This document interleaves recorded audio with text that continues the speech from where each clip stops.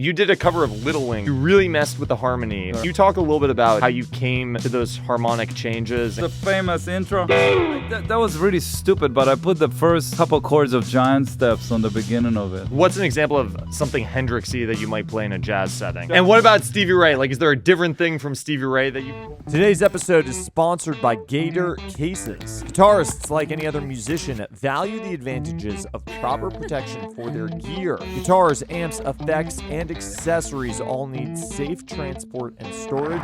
Luckily, Gator's got you covered. You put out a record with a vocalist called Who Gives a Funk. With a vocalist? Yeah. No, that's Ozon's. Who gives a funk? Who gives a? There was one vocal tune. There was one vocal tune on it. Because I have a band called Ozone Squeeze. That's all. That was a vocal record too. You did a cover of Little Wing on that record, and you really messed with the harmony, which I thought was awesome. Can you talk a little bit about how you came to those harmonic changes and kind of what they were, if you remember them? Yeah, I don't know if I haven't played in a while. What I remember is, there's the famous intro.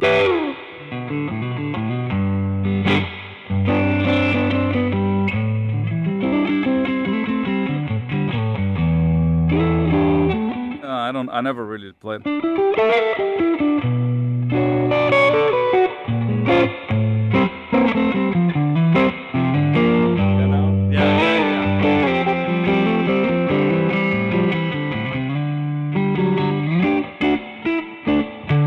That's just by classic. ear. Yeah. Really quick while I'm on the road, if you want the licks that Oz Noise playing in this interview, head over to my Patreon. You can get them there. Everything's tabbed out, ready to go. All right, let's keep watching the interview. So there's those chords. So the first thing I thought, because I used to jam this song with a bunch of my friends, or at gigs, somebody would call it. So I just started to add some harmony and some chord leading chords. So I don't remember what I did specifically on the recording, but I think I did. So here, I played A flat going to a G.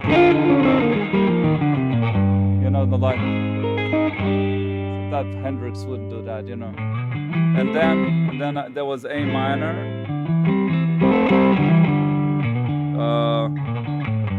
So here I played an E6, E minor 6, instead of E minor 7. We can play a major, more like a little more, sounds a little more jazzy, I guess. And then here I think I just, either I played B flat minor or maybe I played B flat major. It's like leading chords, to lead to the next chord.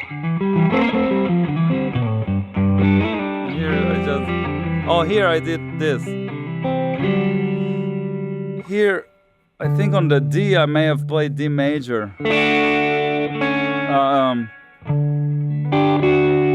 No, I did this. I did E flat.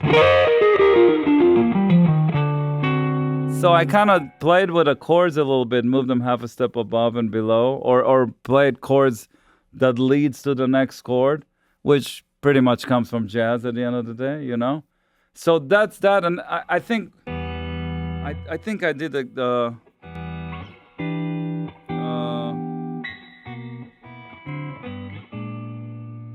I think that was really stupid, but I put the first couple chords of Giant Steps on the beginning of it, which somehow, because there's that line.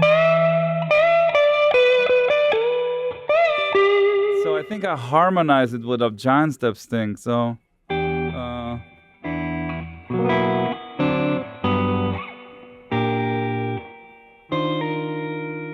Something like that, like. So.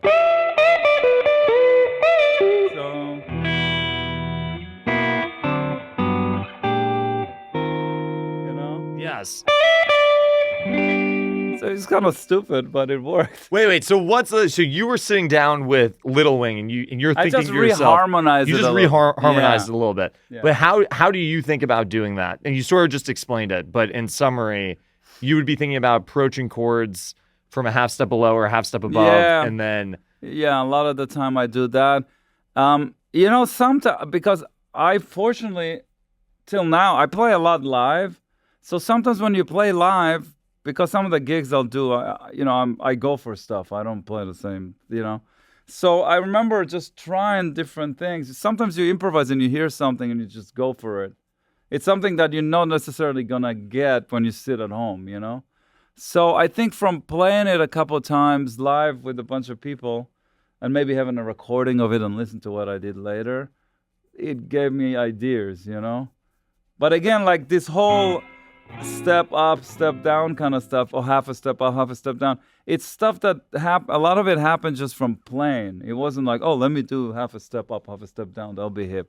It wasn't that. It was just like, it's a part of what I do when I play. So it just somehow happened, How does Hendrix fit into your playing? Oh, big time. Really? Oh, huge. When did he come into your life as a player? Whenever I started to get into blues. So it was like Stevie Ray Vaughan was the big introduction. And then it was Hendrix and I don't know, B.B. King, Freddie King, Albert King, everybody.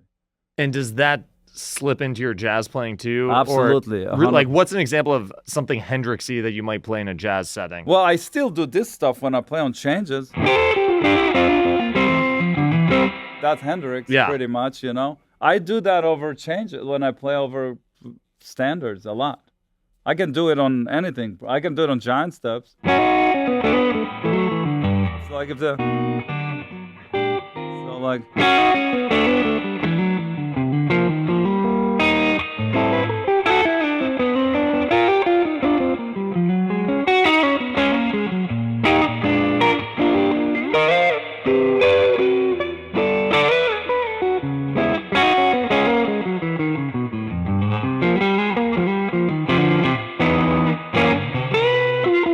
Yes. Hendrix playing. And what about Stevie Ray? Like, is there a different thing from Stevie Ray that you put into your playing? Stevie Ray was such a deep influence for me, but it's a different thing because the thing with Stevie was the tone. It's something that I always went like, oh my God, that sound. It's like, if I can only play jazz with that tone, That was what you were thinking listening to Stevie Ray Vaughan. Was not in the beginning, but after a while, I still think about that. But with Stevie, it's different. It's like,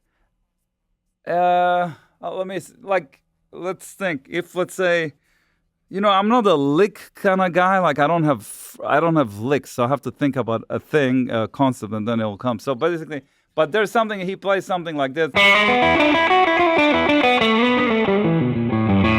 Something like that, correct? Yes. So if I sometimes do it on tunes, whether they're mine or not, where I can go for this.